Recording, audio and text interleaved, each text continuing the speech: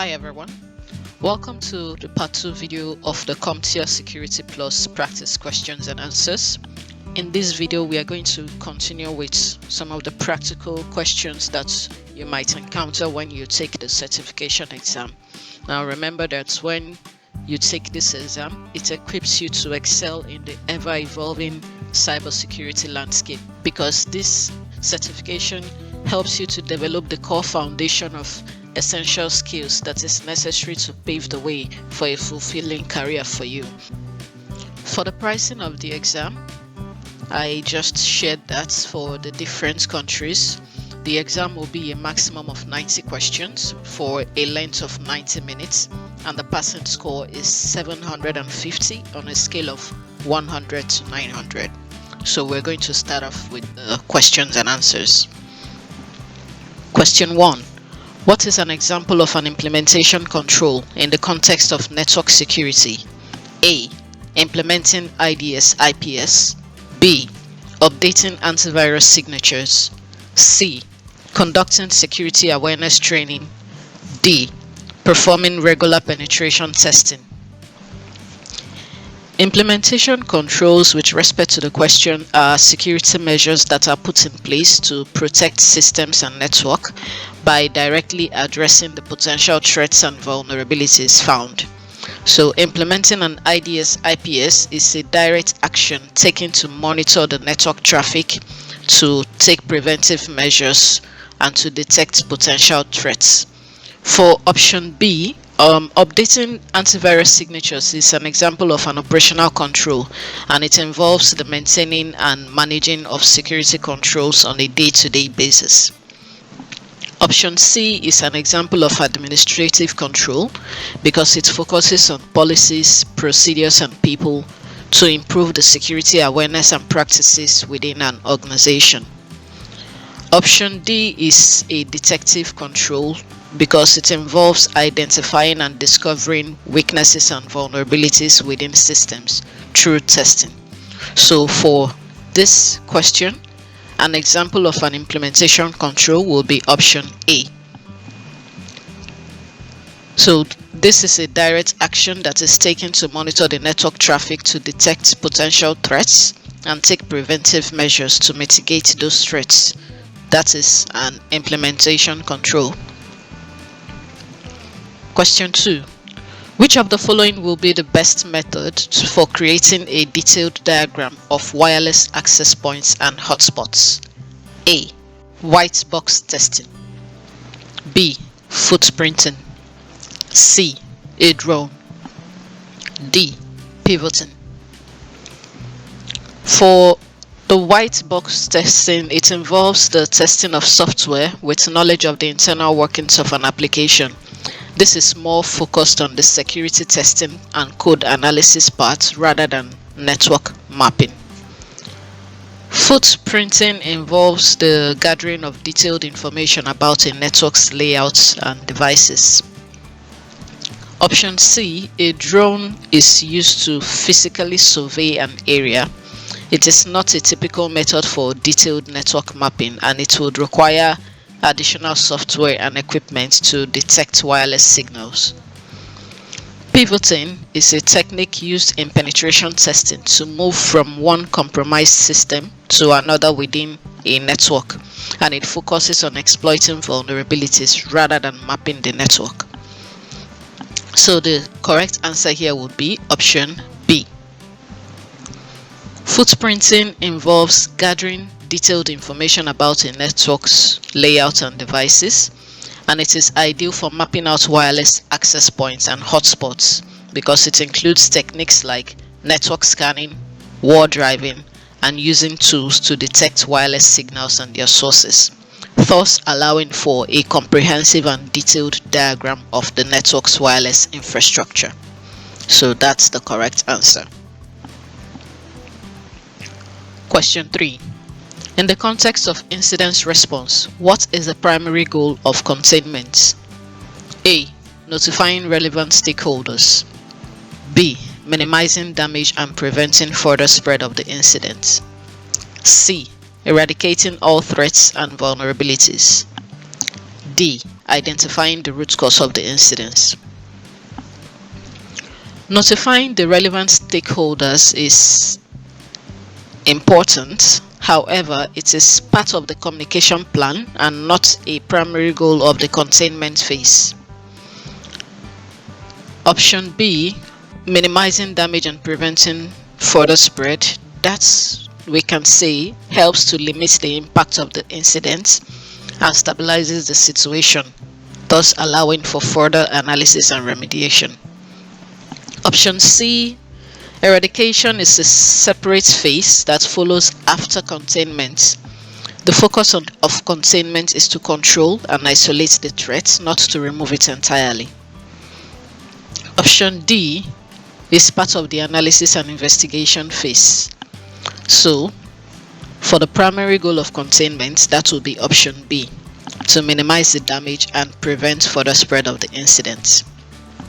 Containment is a critical phase in the incident response plan aimed at isolating the affected systems to prevent the incident from causing further damage and spreading to other parts of the network. So that's the primary goal of containment. Question 4. Which of the following security mechanisms should a security administrator use to secure a site-to-site VPN? A. IPsec. B. PGP. C. SFTP. D. S-MIME. The IPsec is commonly used to secure site-to-site VPNs by providing robust encryption and secure key exchange mechanisms. Option B, PGP or Pretty Good Privacy, is used for encrypting and signing emails and files and not necessarily for securing VPN connections. Option C, the Secure File Transfer Protocol, is used for securing files over a network, but it is not designed for securing VPN connections. Option D, the Secure Multipurpose Internet Mail Extension, is used for securing email communications through encryption and digital signature. It is not related to VPN security. So the obvious answer here will be option A, IPsec. IPsec is a suite of protocols that is designed to ensure the integrity, confidentiality, and authenticity of data communications over an IP network. It is used to secure site-to-site VPNs by providing robust encryption and secure key exchange mechanisms, and this makes it the most appropriate choice for this purpose.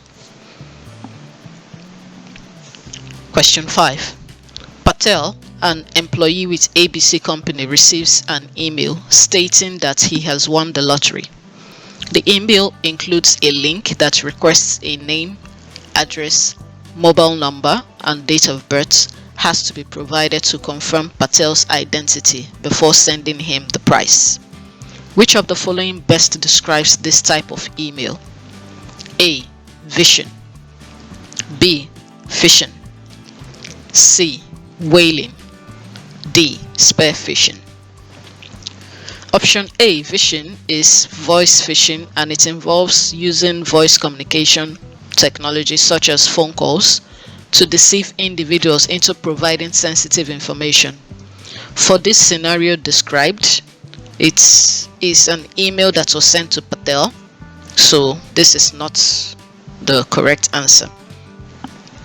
Option C, whaling, is a type of phishing attack that specifically targets high-profile individuals such as CEOs or executives, and it tricks them into providing sensitive information or access credentials.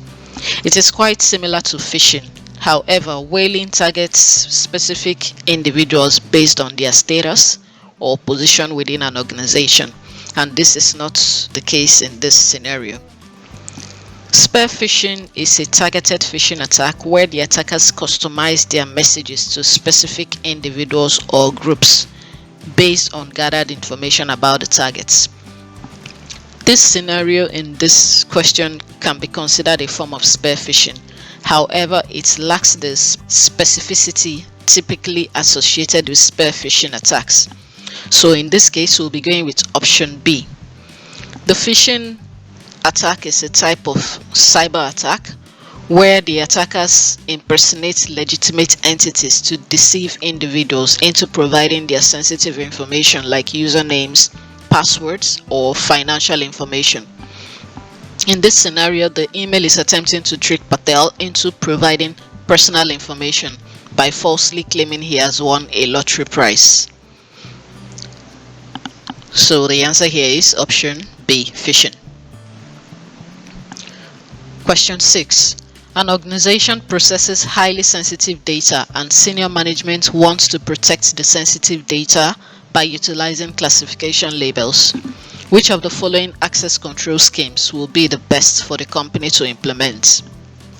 A. Rule-based. B. Discretionary. C. Role-based. D. MAC or mandatory access control. Now, for any question you see that has to do with sensitivity and classification labels, you should just go to mandatory access control. The mandatory access control is designed to enforce strict access control policies based on data sensitivity and classification labels, and this makes it the most suitable choice for an organization needing to protect highly sensitive data. The mandatory access control is commonly used by the government and the military because they work based on data sensitivity and classification labels, and confidentiality is their highest priority. So in this scenario, MAC would be the best for the company to implement. Question 7. Which of the following refers to applications and systems that are used within an organization without consent or approval? A. Shadow IT. B. Insider threats. C. Dark web. D. OSINT. For option A, shadow IT is the use of IT systems, devices, or software without the organization's approval. B. Insider threats are threats from individuals within the organization who may intentionally or unintentionally cause harm, but it does not specifically refer to unapproved IT systems. For option C, the dark web is a part of the internet that is not indexed by search engines, and it is often associated with illicit activities. Option D, the open source intelligence, involves the gathering of information from publicly available sources. It is a practice used for intelligence purposes and not related to unapproved IT usage within an organization. So in this case, we'll be going with option A, the shadow IT. It refers to the use of information technology systems, devices, software, applications, and services without the explicit approval of the organization. This can pose significant security risks as these unapproved tools may not be properly vetted, managed, or secure, and this can expose the company to attack from the outside as well. Question 8. A company has noticed that some of their computers on the network only have antivirus software installed, while others have antivirus, anti-malware, and an IDS system. What can the organization implement to ensure all computers have antivirus, anti-malware, IDS, and firewalls? Option A, HIDS. B, HIPS. C, host-based firewalls. D, endpoint protection. The likely option we'll be going with here would be option D, the endpoint protection. This is because the endpoint protection is a comprehensive security solution that integrates various security features like antivirus, anti-malware, intrusion detection, intrusion prevention, as well as firewall into a single package. Now, implementing this endpoint protection solution ensures that all the endpoints like laptops and computers on the network have consistent and comprehensive security measures in place. So, For the organization to have all this on their systems, they can implement the endpoint protection. Question 9. A company is using an encryption technology that will encrypt the entire hard drive of the computer. Where does the encryption technology generally store the encryption keys? A. Hardware root of trust. B. Certificates. C. Trusted platform module. D. Hardware security module. For this option, while a hardware root of trust may play a role in establishing trust in the system, it is not specifically designed for storing encryption keys for full disk encryption. Option B, certificates, is used for authentication and digital signatures, but it is not used to store encryption keys. Option C, the trusted platform module, is a hardware-based security component that stores cryptographic keys securely and performs various cryptographic operations. Option D, the hardware security module. These are dedicated hardware devices that are used for cryptographic operations and key management. However, they are not used to store encryption keys for full disk encryption. So the answer we'll be going with is option C, the trusted platform network. This hardware-based security component provides a secure environment for storing encryption keys that are used for the full disk encryption, and this ensures that they cannot be easily compromised or tampered with. Question 10. A host was infected with malware. During the incident response, a user reported that he did not receive any emails with links, but he had been browsing the internet all day. Which of the following would most likely show where the malware originated? A. The web server logs. B. The SIP traffic logs. C. The DNS logs. D. The SNMP logs. Let's explain each of the options before we disclose the answer. The web server logs records activities on a web server.